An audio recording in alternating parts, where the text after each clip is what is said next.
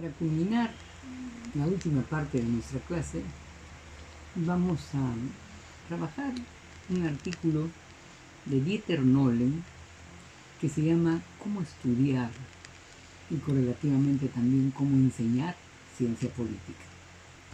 Es una salida pragmática a todo lo que hemos venido reseñando sobre la ciencia política.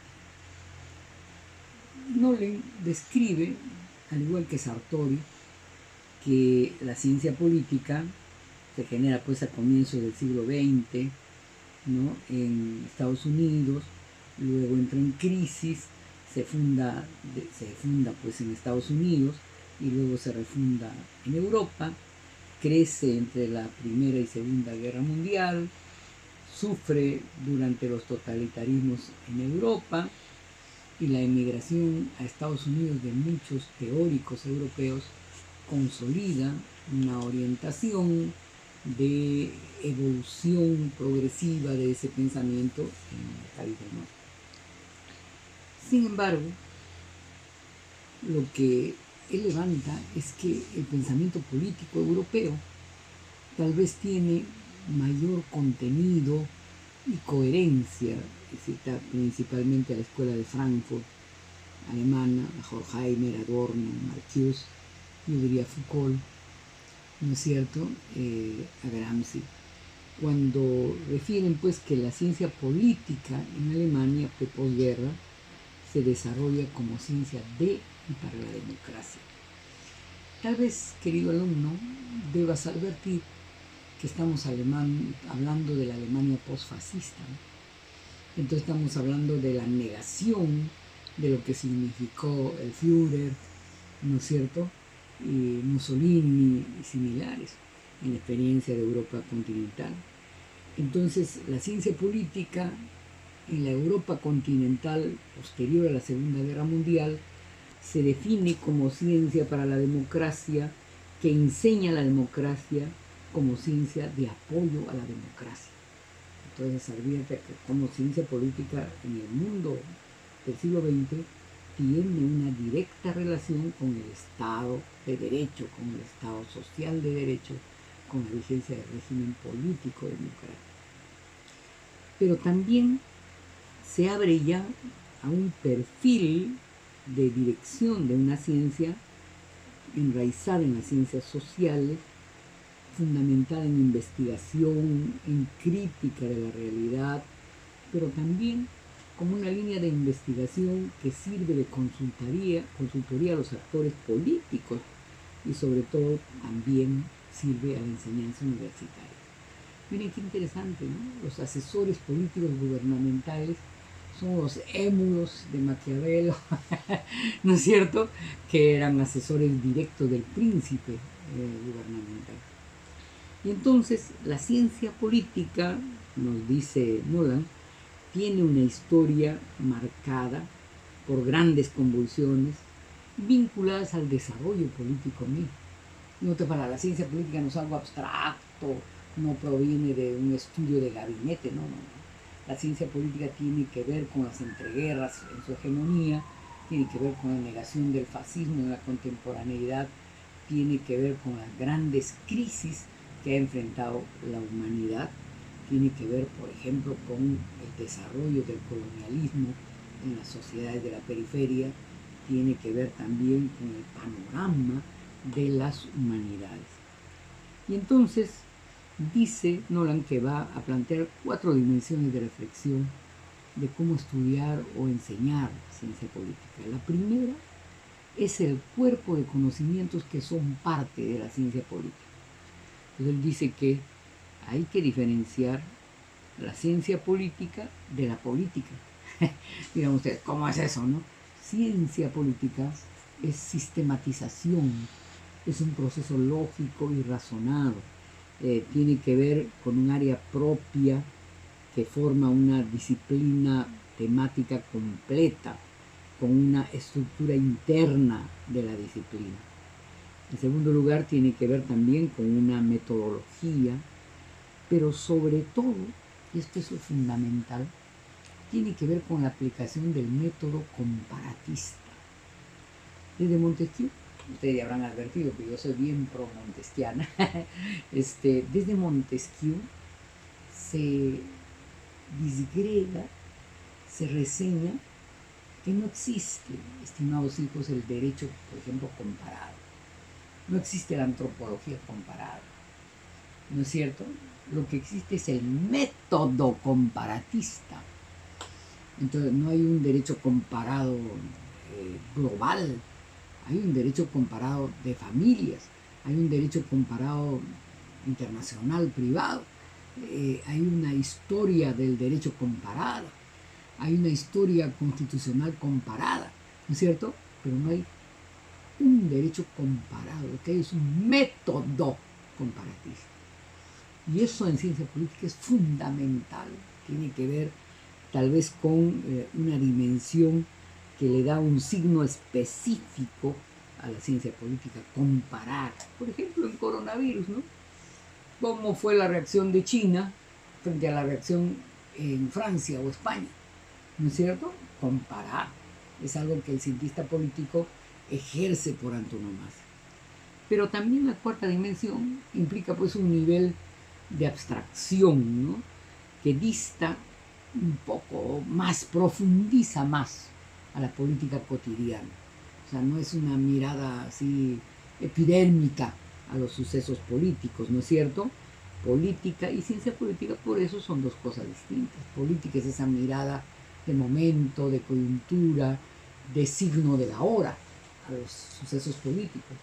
Ciencia política es una mirada de época, de periodo, ¿no es cierto? De planes, ¿no?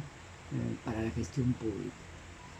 Y entonces, sobre la primera dimensión que tiene que ver con qué engloba la ciencia política, dice el tratadista que estamos estudiando, Dieter Nolle, que la ciencia política, en primer lugar, engloba la historia, pues, de las ideas o filosofía política. En la primera parte de esta clase hemos hecho de la ciencia política un poco de historia, ¿no es cierto?, de las ideas políticas. En segundo lugar, engloba lo que es la teoría política moderna. Por ejemplo, el debate entre democracia y socialismo ya no es tan moderno, ¿eh? Ya tiene que ver más con el fin del siglo XX.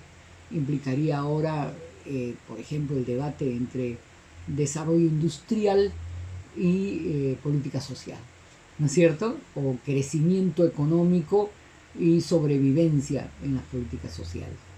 En el Perú, por ejemplo, entre el desarrollo minero y la tasa de pobreza, y el desarrollo interno, ¿no? Es decir, tiene que ver con teorías de gran alcance vinculadas a paradigmas científicos. Y por último, el campo de la ciencia política tiene que ver con la metodología de las ciencias sociales. Pero volviendo a la comparación, el segundo escenario del cuerpo de conocimientos de la ciencia política es la política comparada, ¿no es cierto? La política que tiene que ver con la forma, el proceso, el contenido de la política. La política comparada a nivel local, a nivel regional, a nivel nacional, pero sobre todo las políticas intergubernamentales, la política exterior, las organizaciones internacionales, es decir, no solo lo interno, sino lo supranacional, lo externo, un mundo que ahora es una aldea y que por el desarrollo de la tecnología y las redes sociales es un mundo que ya nos es ajeno, ¿no? Es un mundo tremendamente cercano. Entonces, por esta razón de la comparación supranacional, la ciencia política se define como una ciencia integradora, en que su objeto de estudio no se define solo desde un solo concepto, una sola dimensión, un solo enfoque, un solo método, sino compara, ¿no es cierto? En ese sentido es una aproximación al análisis desde múltiples determinaciones. Y por eso se establece también la relación entre los fenómenos políticos desde distintas áreas. ¿Cómo valorar, por ejemplo, la gestión del presidente Vizcarra? ¿Cierto? O sea, el Vizcarra que fue embajador en Canadá y al que prácticamente se le envió ahí a propósito del debate de la construcción de las aerolíneas del Cusco, o al Vizcarra que suplantó a Kuczynski ¿no es cierto? O al Vizcarra que se atrevió a disolver el Congreso, o al Vizcarra que ahora se está atreviendo a tener una posición de liderazgo en América Latina y en el mundo para enfrentar el coronavirus. Son varios Vizcarras, ¿no? El Vizcarra del gobierno regional de Moquegua, o este Vizcarra que ya se enfrenta, ¿no? Y además le habla al país todos los días. Ojo, no estoy haciendo una apología de este gobierno, simplemente estoy diciendo que el propio político se puede medir en varias dimensiones, en varios tiempos, en distintas funciones, interrelacionando los fenómenos políticos, entendiéndolos como proceso, como forma, como estilos gubernamentales. Pero por otro lado, en realidad hacer ciencia política es pensar seriamente en políticas públicas, en reflexionar el desarrollo de las institucionalidades y sus capacidades, y relacionar la institucionalidad con las relaciones de poder. En estos días hemos visto, no sin lamento, no sin pena, los efectos terribles del coronavirus en Guayaquil, aquí nomás, en el vecino país de Ecuador, ¿no es cierto? Y hemos visto cómo en Ecuador jamás imaginaron lo que podía ser una gran pandemia. Y estamos viendo cómo en los países pobres, generalmente como el nuestro, tenemos que hacer de todo como el aislamiento obligatorio, porque si se desarrolla la pandemia, nuestro sistema de salud no tiene capacidad de enfrentar lo que sería una apuesta masiva hacia la muerte. Entonces, la mirada del sistema político desde el enjuiciamiento de las políticas públicas es también un ángulo trascendente en la ciencia política. Tiene que ver con una valoración de la cosa pública desde el punto de vista de las instituciones, de los intereses, de los valores, con los partidos políticos, con la calidad de la representación política. ¿Hacen política nuestros políticos? ¿O tienen una visión de la política en función de un interés individual? ¿Tenemos que elevar la calidad de nuestros políticos? ¿En el Perú hemos tenido grandes políticos? La respuesta es sí, de distintas ideologías. Hay que organizar el proceso de renovación de nuestra política para ponernos en el nivel de nuestros anteriores tribunos de la política. Quien les habla, su profesor, ha sido congresista. Y cuando lo era, en las primeras sesiones, me sorprendió una práctica en el Congreso. Cuando se iba a llamar a la asistencia de los congresistas. Y entonces, el primer personaje al que se le llamaba todos los días, toda la vida que se tomaba asistencia era José Gálvez, ¿no es cierto? Y todos los congresistas decían, presente, señor, ¿no es cierto? Gálvez, el tribuno liberal que debatió con Bartolomé Herrera el debate en nuestra historia de la República entre el pensamiento conservador y el pensamiento liberal, el teórico de la política liberal, pero también el héroe nacional, ¿no es cierto?, que murió por la defensa de la patria. Entonces, por eso, desde que hay Congreso en nuestro país, Gálvez, presente, señor, ¿no es cierto? Todos vivimos en Gálvez. Y esto que es simbólico, de alguna manera refleja una estructura de valores, ¿no es cierto?, una validación de concepciones, de historias de vida, desde la estructura misma de un poder del Estado. También el poder político tiene que ver con la estructura de consensos, del trámite de los disensos. Pero otra dimensión, una segunda dimensión, ya no solo la teórica, es la analítica. No hay ciencia política sin análisis. En otras palabras, la política elevada al nivel de la ciencia no puede ser solo una descripción.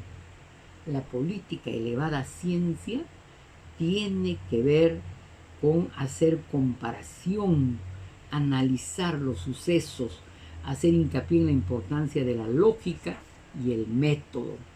El politicólogo tendrá que comparar los criterios distintos, pues el politicólogo tendrá que ver cómo se piensa, desde dónde se piensa, cuáles son las diferencias, cómo se expresan los puntos de vista en términos cuantitativos pero también en términos cualitativos. La ciencia política puede aprovechar los resultados de la economía, pero la economía, que duda cabe, no resume a la ciencia política. Y entonces, en realidad son condiciones del conocimiento científico, pero en realidad la ciencia política no es metafísica, no se cuadra en la perspectiva de lo correcto y lo incorrecto, ¿no es cierto? Lo que está bien o lo que está mal, ¿no es cierto? Solo diré que, por ejemplo, grandes criminólogos del siglo XIX empezaron en el espacio del socialismo y terminaron en el fascismo, ¿cierto? Entonces, no se puede ser unilateral, no se puede decir esto es lo correcto y esto es lo incorrecto, ¿no es cierto? En realidad, hablando de democracia, por ejemplo, hay que apostar por la diversidad, por la participación, por el pluralismo, pero también hay que respetar a las minorías, hay que respetar los disensos, no hay que crear condiciones de discriminación en función de la moral o de lo que es correcto. Y entonces no hay que confundir el concepto mismo con el ámbito del problema. Por ejemplo, cuando se habla de democracia no hay que presentarla solo como un escenario de política virtuosa. Cuando se habla de democracia hay que ver los problemas que le atañen, la relación con la sociedad, la visión de la democracia. Por ejemplo, ¿hay democracia real o hay solo un remedio de democracia? ¿Qué plantean algunos politólogos cuando hablan de la necesidad de una democracia directa? Hay que ver la relación política entre el sistema político y el tipo de sociedad. De otro lado, en la dimensión ya de cómo comparar, en ciencia política hay que tener dos líneas de comparación: la comparación histórica y la comparación internacional. Montesquieu la practicó increíblemente, ¿no? Conocía todo, por ejemplo, la monogamia y la poligamia lo conocía desde la sociedad antigua, pero también, si no viajó, estudió todas las sociedades de su tiempo, Oriente y Occidente, para hacer una comparación internacional. Por ejemplo, ¿cuál es el sistema de partidos en Europa, en Estados Unidos, en América Latina? ¿Cuál pesa más, el sistema bipartidista, tripartidista o el sistema multipartidista? En fin, hay que ver un recuento de la historia de los partidos políticos, pero sobre todo aplicando una dimensión analítica comparativa, habrá que ver qué sistema de partidos se aplica mejor en América Latina y en nuestro país. Un sistema parlamentario o presidencialista, un sistema semiparlamentario, en fin, hay aquí todo un raciocinio que se debe basar en la historia, pero también en los niveles de desarrollo y de cultura política. El carácter del método científico de la comparación es el método más típico de la ciencia política. Ustedes, estimados alumnos, tienen que aprender a comparar. Y yo, como su profesora, tengo que enseñarles a comparar, familiarizarlos con este método, que es el más importante de la ciencia política y que se aplica tanto en estudios cuantitativos como en estudios cualitativos. ¿Cómo? ¿Por qué? En estudios analíticos, ¿no es cierto? En tesis que no son casi nunca, no deben ser monocausales, sino plurifactoriales, más amplias, en teorías que no son solo micro, sino macro, en teorías que no son chiquitas, específicas, sino más universales y más globales. Por eso termina diciendo el autor que estamos trabajando que cuando hablamos de ciencia política, la reflexión científica necesita de cierta distancia del quehacer político cotidiano. O sea, el verdadero científico político tiene que ponerse un poquito por encima de la coyuntura, ¿no es cierto? El cientista político no puede ser un militante a muerte, ¿no es cierto?, de paradigmas políticos. Hay que hacer que la contingencia política no se apodere de la ciencia política. Hay que hacer que una ciencia política, si bien no es neutra, tenga parámetros de legitimidad en el contexto de una investigación más analítica. Por eso resume este buen investigador de cómo hay que estudiar y enseñar la ciencia política las siguientes orientaciones. La primera, en relación al contenido de la ciencia política, dice que tiene que integrarse a diferentes áreas de la disciplina. La segunda se refiere a las herramientas conceptuales de la disciplina, pero lo principal es enseñar a saber diferenciar, no ver todo como algo homogéneo, ¿no es cierto? Y como un todo armónico, mirar, ser fino, ver las diferencias. La tercera sugerencia es que hay que enseñar el arte y el método de saber comparar. Es una cuestión fundamental en la ciencia política. Y luego, la cuarta sugerencia se refiere a una argumentación científica que tiene que ver con la capacidad de argumentar lógica y empíricamente lo que se está estudiando y enseñando. Argumentar, sustentar, ver la estructura de sentido de las cosas. Y por último, sustituir, dice, la cultura de la opinión por la cultura del argumento. Hay quienes en nuestro país, por ejemplo, de las 7 hasta las 9, se nutren a muerte de las noticias y con eso creen que tienen el suficiente contenido para hacer ciencia política. En realidad no es así. El aporte de los medios de opinión es un primer enlace, un primer punto de partida para el análisis, la comparación, el raciocinio, para la cultura del argumento, que es el perfil principal de la ciencia política. Creo que con estos elementos hemos tenido una primera mirada a lo que es la vertiente del concepto de la política, a una aproximación al estudio de la política con sentido crítico, como un concepto clave para el análisis de las formas y estructuras políticas. Nos vemos pues en nuestra siguiente clase. No olviden que tienen que leer los artículos que les hemos resumido como preparación para entrar ya más propiamente a la clase que a través del método remoto o a distancia nos servirá para comentar los temas que estamos trabajando. Hasta pronto.